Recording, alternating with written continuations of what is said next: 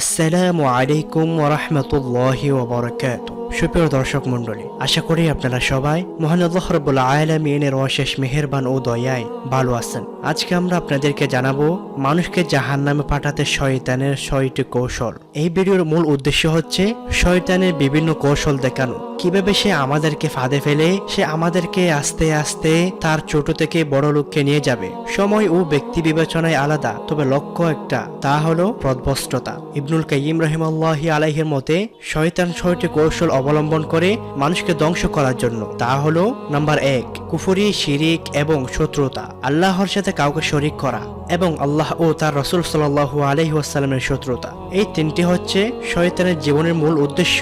শয়তান যথাসাধ্য চেষ্টা করে মানুষকে আল্লাহ এবং তার রাসূল সাল্লাল্লাহু আলাইহি ওয়াসাল্লামের অস্তিত্বকে অস্বীকার করানোর জন্য, যার উপর মৃত্যুবরণ করলে চিরস্থায়ী জাহান্নাম নিশ্চিত। কোরআনে এসেছে মূলত যে কেউ আল্লাহর সাথে শরীক করবে আল্লাহ তাআলা তার উপর জান্নাত হারাম করে দিবেন আর তার স্থায়ী ঠিকানা হবে জাহান্নাম। নাম্বার 2, বিদআত। প্রথম উদ্দেশ্যতে বিফল হলে সে লেগে পড়ে ইসলামের মধ্যে নতুন নতুন ইবাদত উদ্ভাবন করতে, যা আল্লাহ এবং তার রাসূল সাল্লাল্লাহু আলাইহি ওয়াসাল্লাম আমাদেরকে করতে বলেননি। শয়তান বিদআতকে পাপাচার এবং অবাধ্যতা থেকে বেশি পছন্দ করেন, কারণ এগুলোকে ইবাদতের মধ্যে ঢুকিয়ে দিয়ে সেই ইসলামের অনুশীলন এবং অনুসারী উভয়কে ক্ষতি করার চেষ্টা করে।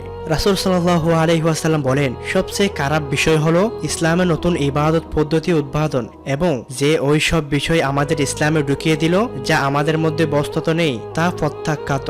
নাম্বার 3, বড় গুনাহ। শয়তান মানব জাতিকে শিরিক, কুফর, বিদআত এসব করাতে ব্যর্থ হলে বড় গুনাহ করানোর চেষ্টা করে। এই ক্ষেত্রে সে সবচেয়ে বেশি আগ্রহী হয় স্কলারদের টার্গেট করতে, কারণ তাকে বড় গুনাহে লিপ্ত করার মাধ্যমে তার অনুসারীদেরকে সহজেই পথভ্রষ্ট করা যায়। অর্থাৎ শয়তান তাকে নিজের এজেন্ট হিসেবে ব্যবহার করতে পারে। বড় গুনাহের মধ্যে উল্লেখযোগ্য হচ্ছে ব্যভিচার, মদ, গাঁজা সেবন, জুয়া খেলা, অহংকার, মিথ্যা বলা ইত্যাদি হলো বড় গুনাহ সমূহ। নাম্বার 4, ছোট গুনাহ। উপরের কৌশলে ব্যর্থ হয়ে হতাশ হওয়ার পর শয়তান ফাঁদে একজন মুমিনকে ছোট গুনাহে লিপ্ত করতে, কারণ ছোট গুনাহগুলোও যদি একত্র করা হয় তা একজনের ধ্বংসের জন্য যথেষ্ট হতে পারে। অনেক মুসলিম জাহান্নামে এসে পৌঁছাবে শুধুমাত্র সে কারণে। রাসূল সাল্লাল্লাহু আলাইহি ওয়াসাল্লাম সেটাকে বলেন মুহাকিরাত আল জুনুব। এর মানে হচ্ছে সে গুনাহগুলো যা আমরা সাধারণভাবে নিয়ে থাকি। ছোট ছোট গুনাহ কিন্তু ইসলামে নিষিদ্ধ, আর এই জন্য রাসূল সাল্লাল্লাহু আলাইহি ওয়াসাল্লাম ছোট গুনাহের তুলনা করেছেন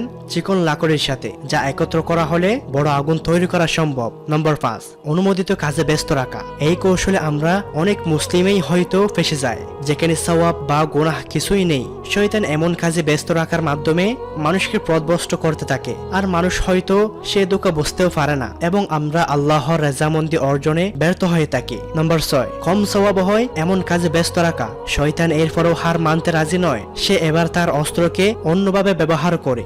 নিশ্চয়ই আপনি চাইবেন না 2টি কাজের মধ্যে সেই কাজটি বেছে নিতে যা কম লাভজনক।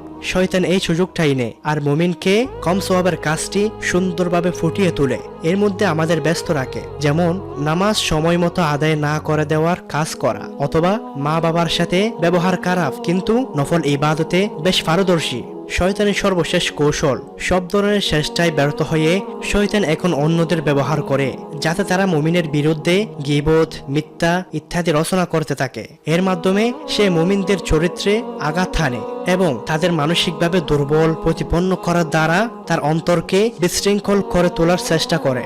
শয়তানের লক্ষ্য থাকে মুমিনদেরকে কনফিউজ করা এবং অন্যদেরকে তার কাছ থেকে উপকার নিতে বাধা সৃষ্টি করা। শয়তানের ধোঁকা থেকে মুক্তির 3টি উপায়। মহানবী সাল্লাল্লাহু আলাইহি ওয়াসাল্লামের শয়তানের প্রতারণার ব্যাপারে উম্মাহকে সতর্ক করেছেন এবং তা থেকে আত্মরক্ষার উপায়ও বলে দিয়েছেন। তা হলো নাম্বার 1, বিরত হওয়ার মাধ্যমে আত্মনিয়ন্ত্রণ। নাম্বার 2, আল্লাহর কাছে আশ্রয় প্রার্থনা। নাম্বার 3, ইমানের বাক্য উচ্চারণ। মুমিনের অন্তরে যখন শয়তান ইমান বিরোধী কোনো প্রবঞ্চনা প্রদান করতে চায় তখন সে প্রথম এই বিষয়ে চিন্তা ভাবনায় অগ্রসর হওয়া থেকে বিরত থাকবে, এরপর আল্লাহর কাছে আশ্রয় চাইবে এবং ইমানের বাক্য উচ্চারণ করে ইমান তাজাতর করে নেবে। 3টি পদ্ধতির রহস্য। শয়তানের ধোঁকা থেকে বাঁচার 3 নির্দেশনার ব্যাখ্যায় মুহাদ্দিসরা বলেন, বিরত থাকার আদেশে সূচনাতেই মন্দ কাজ নির্মূল করার নির্দেশনা রয়েছে। আশ্রয় প্রার্থনার আদেশে শয়তানের শক্তি খর্ব করার উপায় বলা হয়েছে, আর ইমানের মাধ্যমে ব্যক্তি থেকে দ্বিধা সংশয় দূর করার পদ্ধতি বলা হয়েছে। আল্লাহ তাআলা আমাদের সকলকে শয়তানের প্রতারণা থেকে রক্ষা করুন। আমিন।